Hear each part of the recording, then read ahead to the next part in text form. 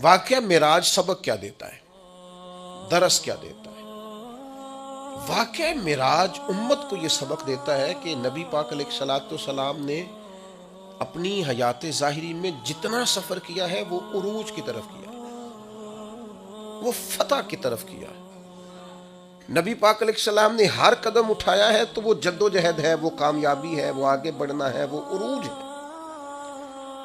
وہ 1 2 3 صحابہ سے بات شروع ہوئی، پھر حضور مدینہ طیبہ تشریف لے گئے، پھر حالات کا یہ رنگ ہوا کہ اِنَّ فَتَحْنَا لَكَ فَتْحًا مُبِينًا، پھر وہ عروج ہوا، وہ 23 سالوں میں وہ انقلاب آیا، آگے بڑھنا، جد و جہد کرنا، کوشش کرنا، عروج کی طرف جانا۔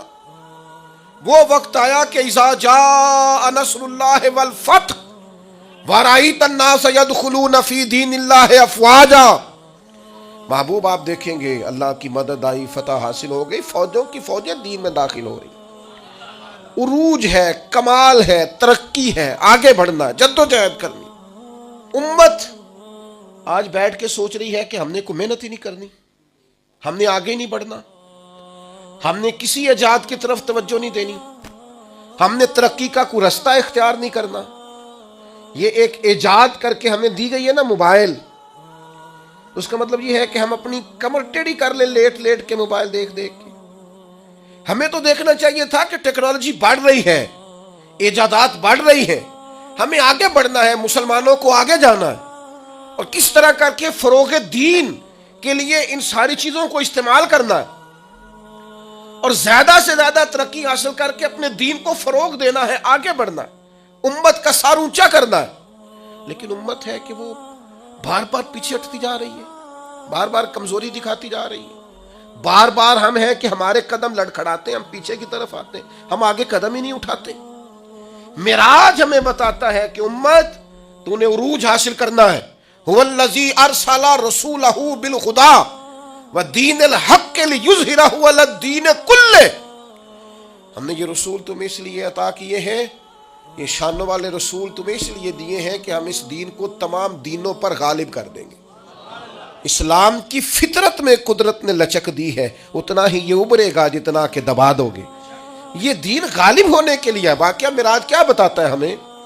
نبی پاک نے مسجد اقصیٰ میں سارے نبیوں کی امامت کرائی ہے۔ جس طرح نبی کریم نبیوں کا امام ہے، یہ امت امتوں کی امام ہے۔ اس نے امامت کرنی ہے، امامت، ترقی، عروج، جد و جہد، آگے بڑھنا۔ ملت کے جوانوں، واقعہ معراج تمہیں بتاتا ہے کہ تمہیں آگے بڑھنا ہے، تمہیں کوشش کرنی ہے۔ اٹھ کے اب بزم جہاں کا اور ہی انداز ہے، مشرق و مغرب میں تیرے دور کا آغاز، جد و جہد کریں۔